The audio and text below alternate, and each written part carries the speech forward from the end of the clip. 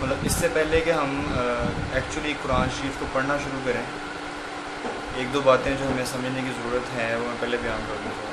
وہ یہ کہ ہم قرآن شریف پڑھ کیوں رہے ہیں اور ہم یہاں پہ کس مقصد کے لیے اکٹھے ہوئے ہیں اور اس کو پڑھنے کی ضرورت کیوں ہے.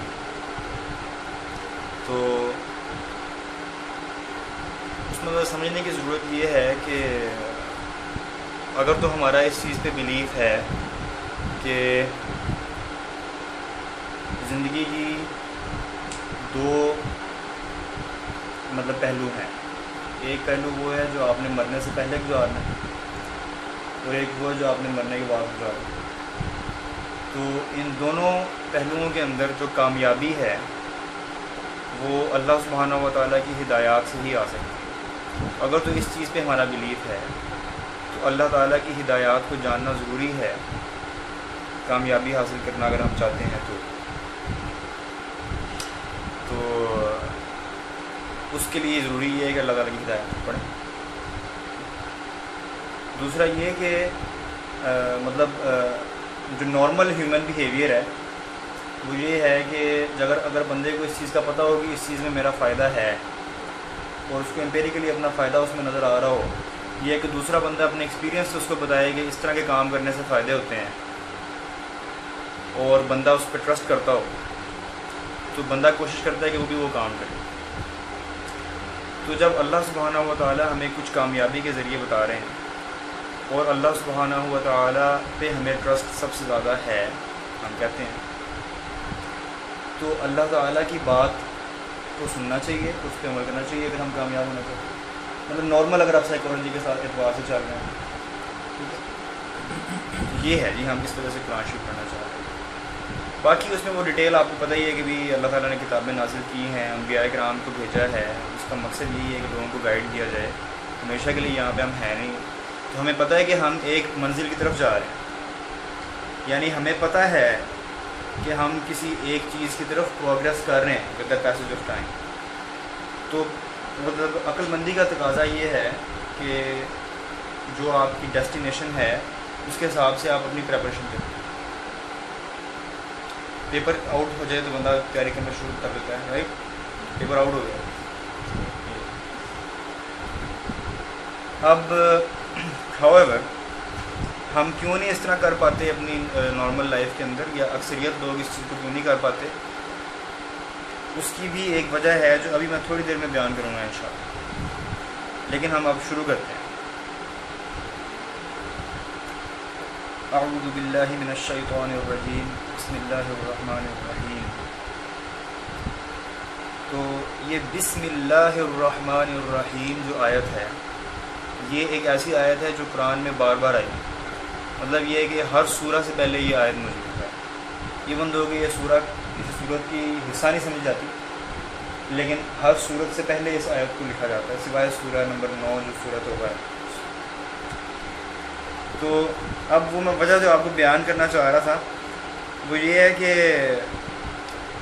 اگر ہم کسی چیز کے ساتھ یا کسی شخص کے ساتھ محبت یا تعلق پیدا کرنا چاہتے ہیں تو اس شخص کی اور اس چیز کی پہچان ہونا ضروری ہے. اس کے بارے میں کچھ پتہ ہونا چاہیے کہ یہ کیا ہے، ورنہ آپ کوئی ریلیشن شپ نہیں بلڈ کر سکیں گے، نہ ہی آپ کوئی فیلنگز رکھ سکیں. ٹھیک ہے، میں آپ کے سامنے ایک نام دے دیتا ہوں یا آپ کو بتا رہتا ہوں کہ بھی فلاں چیز ہے، مگر میں اس کی کوئی صفات آپ کو نہیں بتاتا، اس کی کوئی چیز آپ کو میں نہیں بتاتا کہ وہ اس میں کیا ہے یا وہ کس طرح کی ہے. یا میں کوئی بندہ آپ کو بتاتا ہوں کہ بھی میں ایک بندے کا نام مسٹر اے لے لوں، مگر میں اس بندے کے بارے میں کچھ نہیں بتا رہا آپ کو ایکسٹرا. تو آپ اس کے بارے میں نہ تو کوئی جذبات پیدا کر سکتے ہیں، نہ آپ اس کے بارے میں کوئی فیلنگز پیدا کر سکتے ہیں، نہ ہی آپ کوئی تعلق پیدا کر سکتے ہیں.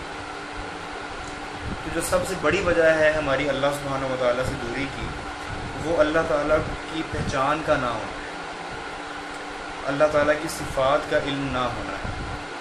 ہم اللہ کو جانتے نہیں کہ وہ ہے کیا، کون ہے. اس کے نتیجے میں ہم کوئی تعلق نہیں پیدا کر سکتے. ٹھیک ہے، تو اللہ تعالیٰ نے شروع ہی اس سے کیا اپنی صفات بیان کی، بسم اللہ الرحمن الرحیم. اور یہ اللہ تعالیٰ کی دو بہت ہی امپورٹنٹ صفات ہیں.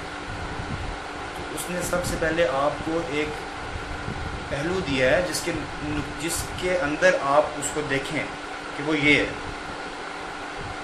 اللہ نے بتایا کہ میں یہ ہوں, اپنا انٹروڈکشن کروایا گیا تاکہ آپ کم از کم سمجھ تو سکیں کس سے بات ہو رہی ہے, ایویں کہ ہوا میں بات نہیں ہوتی. ٹھیک ہے. اور ساتھ ہی یعنی وہ صفات کی ڈیٹیل میں بھی ہم جاتے ہیں. بسم اللہ الرحمن الرحیم کا مطلب ہے کہ میں اللہ کے نام سے جو بہت مہربان نہایت رحم والا ہے. تو اللہ کے نام سے شروع کرنے میں یہ وہ آیت ہے جس کے بارے میں حضرت علی رضی اللہ عنہ نے فرمایا تھا کہ سارے کے سارے قرآن شریف کی تفسیر جو ہے وہ کا نچوڑ جو ہے وہ سورہ فاتحہ میں, تو اس کا نچوڑ بسم اللہ الرحمن الرحیم کے اندر. مطلب وہ کافی لمبی بات ہے, لیکن کہنے کا مطلب یہ ہے کہ اللہ کے نام سے شروع, تو یہ ایک ریلیشن شپ کو شو کر رہا ہے, اور ساتھ ہی ساتھ یہ ایک ڈپینڈنسی کو بھی شو کر رہا ہے, اور ساتھ ہی ساتھ یہ ایک دعا کو بھی شو کر رہا ہے, ریکویسٹ کو بھی شو کر رہا ہے کہ میں اللہ کے نام سے اس چیز کو شروع کروں. اللہ کی پہچان جتنی بڑھتی جائے گی اتنی اس چیز کی اہمیت کا علم بڑھتا جائے گا کہ اللہ کے نام سے شروع کرنے کا کیا فائدہ ہے, اس کی ڈیٹیل کیا ہے, وہ ہمیں آگے پتہ چلے گا. ابھی ہم دیکھتے ہیں کہ الرحمن کا مطلب کیا ہے. تو الرحمن جو ہے یہ مہربانی کے پہلو میں استعمال ہوتا ہے لفظ.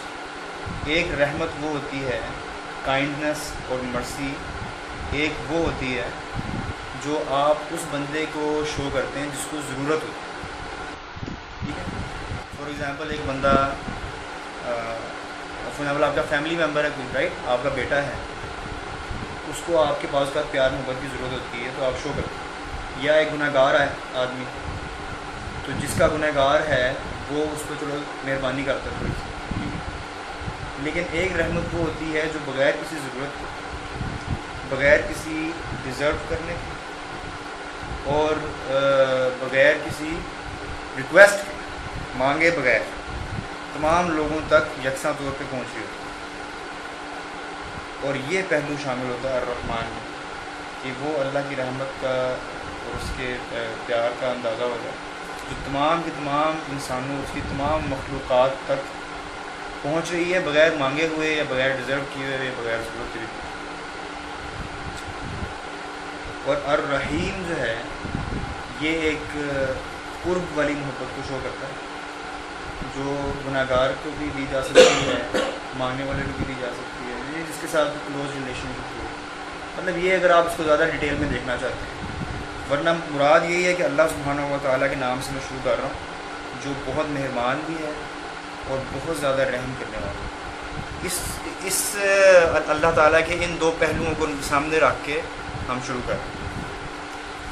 تو اللہ تعالیٰ نے ابھی وہی اپنی انٹروڈکشن جو ہے دیٹس بینگ کنٹینیو. الحمدللہ رب العالمین, تمام تعریفیں اللہ کے لیے ہیں جو تمام جہانوں کا پالنے والا ہے. ٹھیک ہے. اب رب کا جو عربی میں ورڈ ہے یہ پالنے کے سینس میں بھی یوز ہوتا ہے عربک کے اندر, مالک اور آقا کے سینس میں بھی یوز ہوتا ہے, اسی طرح کسی چیز کی پرورش کرنے میں بھی یوز ہوتا ہے, نشو و نما کرنا. جیسے ایک باپ اپنے بیٹے کی نشو و نما کرتا ہے, اس کو پالتا ہے, پوستا ہے, اس کا خیال رکھتا ہے, اس سینس میں بھی رب کا ورڈ یوز ہوتا ہے. مالک اور آقا کے سینس میں بھی یوز ہوتا ہے, اور پالنے والے سینس میں بھی یوز ہوتا ہے. تو یہ سارے کے سارے مطالب جو ہیں یہ یہیں پہ آرام سے امپلیمنٹ کیے جا سکتے ہیں بغیر کسی پرابلم کے. تو اللہ تعالیٰ تمام جہانوں کا پالنے والا ہے, آپ کا خیال رکھنے والا ہے, تو تمام کی تمام تعریفیں اس کے لیے, تمام تعریفیں اس کے لیے کیسے ہو سکتی ہیں. مطلب میں اگر آپ کو کہتا ہوں یار آج آپ کے کپڑے اچھے لگ رہے ہیں, یا آپ بہت اچھے آدمی ہیں, یا آپ کی آنکھیں بہت خوبصورت ہیں, تو یہ اللہ کی تعریف کر رہا ہوں, تو میں آپ کی تعریف کر رہا ہوں. لیکن اللہ فرما رہا ہے کہ تمام تعریفیں اس کے لیے. اس کی وجہ کیا ہے؟ اس کا پالنے والا تو اللہ ہی ہے, اس کو وہ چیز دینے والا بھی اللہ ہے, اور جو اس کے پاس کوالٹیز ہیں اس بندے کی ذات کے اندر وہ بھی اللہ نے پیدا کی. اس بندے نے خود سے نہیں اختیار کی، جس کی وجہ سے دا ایکچوئل پریز جو آپ ایون اس بندے کی بھی کر رہے ہیں وہ اللہ کی طرف ہی جا رہے ہیں۔ کہنے کو تو یہ بات ٹھیک ہے، لیکن فائدہ کیا ہے؟ فائدہ یہ ہے کہ جب آپ اس چیز کو محسوس کرنا شروع کریں تب فائدہ ہوگا۔ یعنی اللہ نے تو کہہ دیا کہ تمام تعریفیں میرے لیے ہیں، اور اس بات میں کوئی شک نہیں، لیکن ہم نے کیا کرنا ہے؟ ہم نے اس چیز کو ایکسیپٹ کرنا ہے، اس چیز کو محسوس کرنا ہے۔ چاہے میں کسی بھی چیز کی تعریف کر رہا ہوں، اس کے اندر اللہ تعالیٰ کی تعریف کو دیکھنا ہے۔ یہ ہم نے اپنی سائیکالوجی اور کریکٹر کے اندر چیز پیدا کرنی ہے۔ کسی بھی چیز کی تعریف کے اندر اللہ تعالیٰ کی تعریف کو محسوس کریں، یہ امپورٹنٹ ہے۔ پھر اللہ تعالیٰ نے دوبارہ سے اپنی ان صفات کا ذکر کیا ہے، الحمدللہ رب العالمین الرحمن الرحیم۔ یہ بہت خوبصورت جوڑ ہے اگلی آیت کا۔ تمام جہانوں کا پالنے والا ہے، نہایت مہربان اور رحم کرنے والا۔ مالک یوم الدین، یوم جزا کا مالک ہے، یعنی جس دن لوگوں کو ان کے کیے کا جزا واپس دی جائے گی، اس روز کا مالک وہ ہے۔ ٹھیک ہے، کسی بندے کو یہ چیز نہیں سمجھ لینی چاہیے کہ اگر اللہ سبحانہ و تعالیٰ بہت زیادہ مہربان ہے اور بہت زیادہ رحم کرنے والا ہے تو ایسا نہ ہو کہ وہ یہ سمجھ لے کہ بھائی یہی ہے۔ ایسی بات نہیں ہے۔ اللہ تعالیٰ نے بتا دیا کہ میں یوم جزا کا مالک ہوں، اس کے اندر امپلیسٹ ازمپشن ہے کہ یوم جزا بھی ہوں۔ ٹھیک ہے، تو وہی بات بیان کر دی گئی ہے کہ ایک ایسا دن بھی آ رہا ہے جس دن آپ کے کیے کا ریکمپنس آپ کو ہم واپس کر دیں گے جو آپ نے کیا ہو، اور اس دن کا جج اللہ ہے۔ ایسا نہیں ہے کہ وہاں پہ بندے ڈنڈی مار سکتے ہیں یا رشوت دے کے کام چلا سکتے ہیں یا وہاں پر کوئی منت سماجت کی جا سکتی ہے، ایسی بات نہیں، بلکہ اللہ سبحانہ و تعالیٰ کے سامنے کوئی چیز پوشیدہ نہیں ہے، اور اسی نے آپ کو پیدا کیا تھا۔ He is quite capable of giving you back whatever you want. ایسا نہیں ہے کہ آپ یہ سمجھیں کہ صرف رحمان الرحیم کی صفت اس کے ساتھ نہیں۔ ایاک نعبد و ایاک نستعین۔ اب یہ جوڑ اگلی آیت کا بہت ہی خوبصورت ہے، کیونکہ یہ ایک انسان کی ایکچوئل سائیکالوجی کو ریفلیکٹ کر رہا ہے، اور وہ یہ ہے جو اس سے میں نے بات شروع میں کی تھی ریلیشن شپ والی، کہ آپ اس چیز سے تعلق پیدا کرتے ہیں جس چیز کو آپ پہچانتے ہیں۔ ٹھیک ہے، تو اللہ تعالیٰ نے ابھی تک آپ کو کچھ اپنی پہچان کروائی، ٹھیک ہے، اب اس کے بعد آپ کا کیا ان چیزوں کے نتیجے میں کہ اللہ پالنے والا بھی ہے، تمام تعریفیں اسی کے لیے ہیں، مہربانی بھی وہ کر رہا ہے، رحم بھی وہ کر رہا ہے، اور آپ کی جزا بھی آپ کو دے گا قیامت کے روز، چاہے آپ نے جیسا بھی کام کیا ہے۔ تو ان تمام چیزوں کے نتیجے میں آپ کا کیا تعلق پیدا ہوگا اس کے ساتھ؟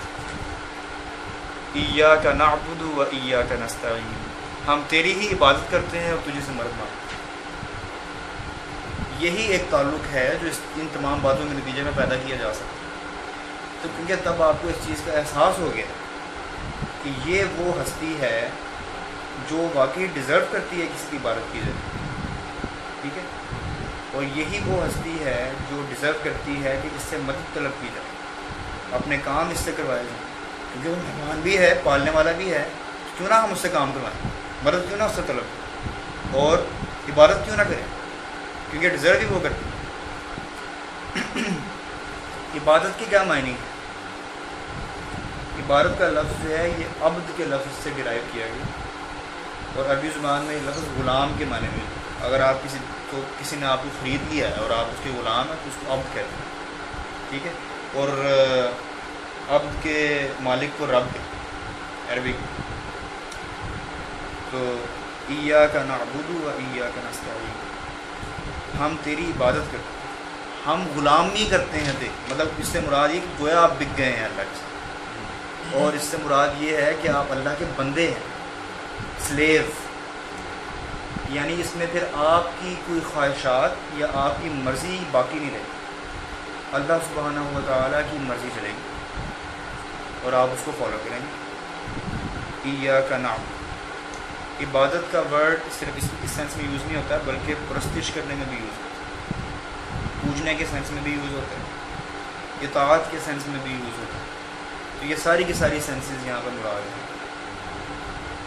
وَإِيَّاكَ نَسْتَعِينُ، اور تجھی سے طلب کرتے ہیں، مدد طلب کرتے ہیں، کیونکہ ہم جانتے ہیں کہ یعنی ان تمام چیزوں کے نتیجے میں اس سے بہتر کوئی ہستی موجود نہیں ہے جس سے مدد طلب کی جائے. ایک ایسا پہلو جو عام طور پہ اس میں امٹ کر دیا جائے گا کیونکہ وہ تھوڑا سٹل ہے، وہ یہ ہے کہ اس میں پلورل کا ٹینس یوز ہو. ایاک نعبد، ہم تیری عبادت کرتے ہیں. اس میں یہ نہیں کہا کہ میں آپ کی عبادت کرتا ہوں. تو this not only reflects your personal relation ship with Allah but it reflects a collective union, کہ بھی آپ کسی گروپ کا حصہ ہیں، کسی ایسے گروہ کا حصہ ہیں جو سارے کے سارے اللہ کے بندے ہیں. اور یہ آپس کے پیار محبت کو اور آپس کے جوڑ کو مضبوط کرنے کا ایک بہت اچھا طریقہ ہے، کیونکہ آپ کہہ رہے ہیں کہ ہم سارے کے سارے اللہ کی عبادت کرتے ہیں، سارے کے سارے اللہ سے مدد مانگتے ہیں. تو ہم کا جو لفظ ہے یہ آپس کے تفرقے کو، آپس کی نفرتوں کو، آپس کے تعصب کو دور کرتا ہے. ایاک نعبد، جب آپ اس کو عربی میں تلاوت کریں اور نماز کے اندر فار ایگزامپل پڑھیں تو محسوس کریں اس چیز کو کہ ہم ایک جماعت ہیں، کہ ہم سارے یا اللہ تیری عبادت کریں. اہدنا الصراط المستقیم، the plural tense continues، ہمیں سیدھے رستے کی ہدایت عطا فرما. ٹھیک ہے، تو ہم صرف اپنے لیے دعا نہیں کر رہے بلکہ سب کے لیے دعا کی جا رہی ہے، اور ہم اس ہستی سے یہ دعا کر رہے ہیں کہ ہمیں سیدھے رستے کی ہدایت عطا فرما. ہدایت جو ہے اس کے بھی دو سٹیپس ہوتے ہیں. ایک سٹیپ یہ ہوتا ہے کہ کسی بندے کو کچھ پتہ ہی نہیں ہے تو آپ اس کو کم از کم رستہ دکھا دیں.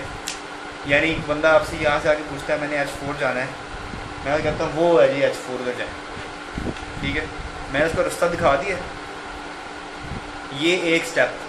دوسرا سٹیپ یہ تھا کہ اگر اس نے H4 میں کسی پرٹیکولر پوزیشن پہ جانا تھا، میں اس کو وہ سارے کا سارا رستہ سمجھاؤں، وہاں تک چھوڑ کے آؤں. یہ دو پہلو ہیں ہدایت. ہم صرف پہلے پہلو کی اللہ سے گزارش نہیں کر رہے اس کی. اہدنا الصراط المستقیم، ہمیں سیدھا رستے پہ نہ صرف کہ اس کی ہدایت بلکہ اس چلانے کی بھی ہم اس پہ دعا کرتے ہیں. یعنی سیدھا رستہ سیدھے رستے سے اگر ہم ناواقف ہیں تو یا اللہ ہمیں سیدھا رستہ دکھا. ٹھیک ہے، اور بعد میں اس رستے پہ چلنے کی بھی توفیق عطا. اور رستے کے اوپر جو داؤ پیچ ہیں، جو اس کے اندر تھوڑے سے سائڈوں سے اٹیک ہوتے ہیں، یا جو اس کے اندر تھوڑی سی یعنی جیسے کہتے ہیں مطلب بیکاز سم ٹائمز اس طرح ہوتا ہے کہ جو سیدھا رستہ ہو وہ تھوڑا لوگ عوام ہمارے ماحول میں اس کو سنب کیا جاتا ہے. ٹھیک ہے، لوگ کہتے ہیں کہ یار یہ بکواس ہے. ٹھیک ہے، لیکن جو اصل میں ہو خراب رستہ اس کی تعریف کی جا رہی ہوتی ہے، اس کے چرچے کیے جا رہے ہوتے ہیں، تو بندہ کنفیوز ہو سکتا ہے. ٹھیک ہے، یہ چرچے صرف غیر دینی حد تک محدود نہیں ہے، میں دین کے اندر بھی اس طرح ہو سکتا ہے. غلط رستے کی زیادہ پروموشن کی جا رہی ہو، اچھے رستے کی پروموشن اتنی نہ ہو رہی ہو، تو بندہ کنفیوز ہو سکتا ہے کہ نہیں، کیونکہ بندہ ہر وقت اپنی عقل و دانش پہ اعتبار نہیں کر سکتا. تو بہتر یہ ہے کہ ہم اس ہستی سے ہدایت طلب کریں جس کے اوپر ہمیں اچھی طرح اعتماد ہے کہ وہاں سے اگر ہمیں ہدایت حاصل ہوگی تو وہ درست ہوگی. اور یہ اللہ سبحانہ و تعالیٰ کا طریقہ کار ہے کہ جب کوئی شخص اس سے ہدایت طلب کرے تو وہ ہدایت عطا فرمائے. اب صراط الذین انعمت علیہم، ان لوگوں کے رستے پر ہمیں چلائیں، ان لوگوں کے رستے کی ہدایت دیں جس پر تو نے انعام کی، جس پر آپ کی مہربانی ہے. کیونکہ ہم چاہتے ہیں کہ اللہ تعالیٰ مطلب ہم نے اللہ تعالیٰ کی کچھ صفات دیکھی ہیں. کون چاہے گا کہ اس قسم کی ہستی کے ساتھ اس کے ایسا ریلیشن شپ نہ ہو کہ وہ ہستی اس کی طرف محبت اور انعام کی کیفیت مطلب معاملات رکھتی ہو. بیوقوف آدمی ہوگا. بہتر یہ کہ صراط الذین انعمت علیہم، کتنی محبت سے اور یعنی اس شوق سے ایک بندہ دعا کر رہا ہے کہ ہمیں ان لوگوں کے رستے پہ چلا جن پر تیرا انعام ہے. ٹھیک ہے، غیر المغضوب علیہم، ان لوگوں کے رستے پر نہیں یا ان لوگوں کے نہیں جن پر غضب ہوا، وَلَضَّالِّينَ، اور نہ ہی وہ جو گمراہ ہیں. ٹھیک ہے.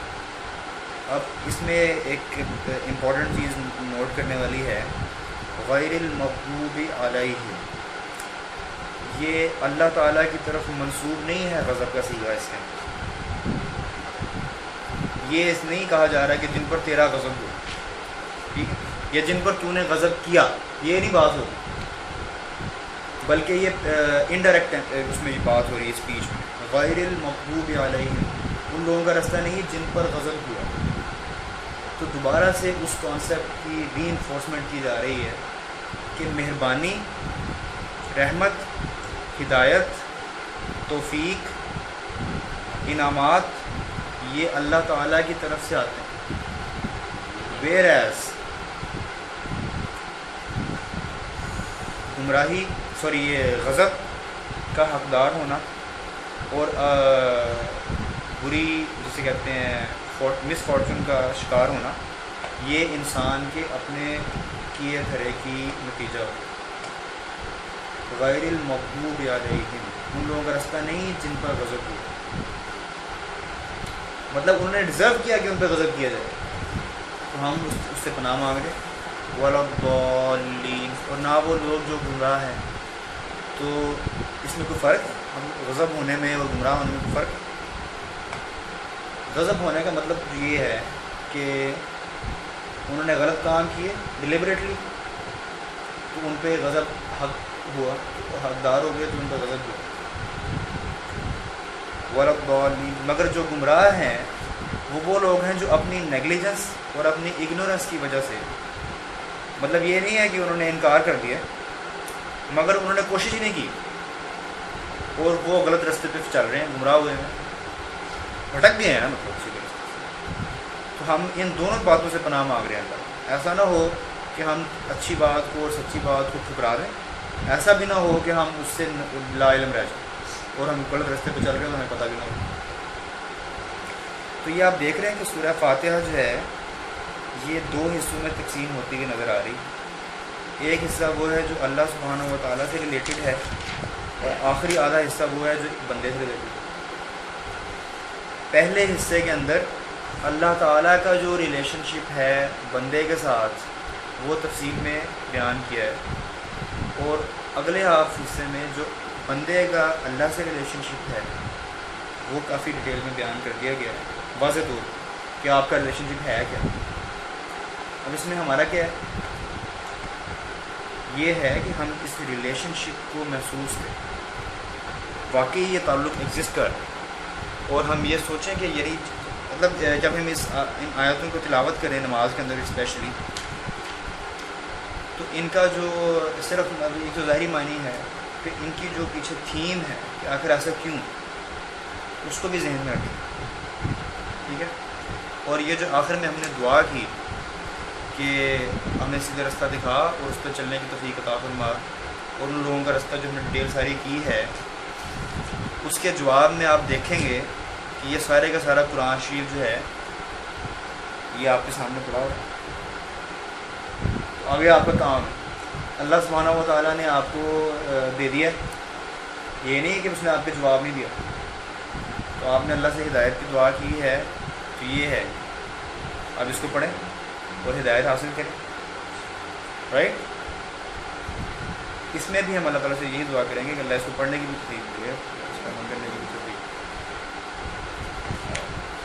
باقی ہم انشاءاللہ تعالیٰ سورہ البقرہ سے آگے شروع کریں. سورہ الفاتحہ کا معنی میں آپ کو بتا دوں لفظ کا. الفاتحہ کا مطلب ہے کھولنے والی،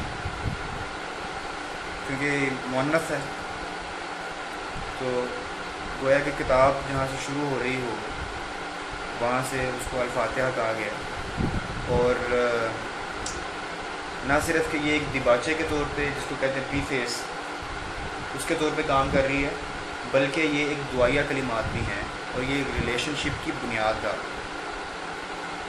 پلیز میک شیور کہ ہم اس ریلیشن شپ کی فاؤنڈیشن کو لے کر نیکسٹ ٹائم بیٹھیں، انشاءاللہ بہت فائدہ ہوگا. دعا کریں.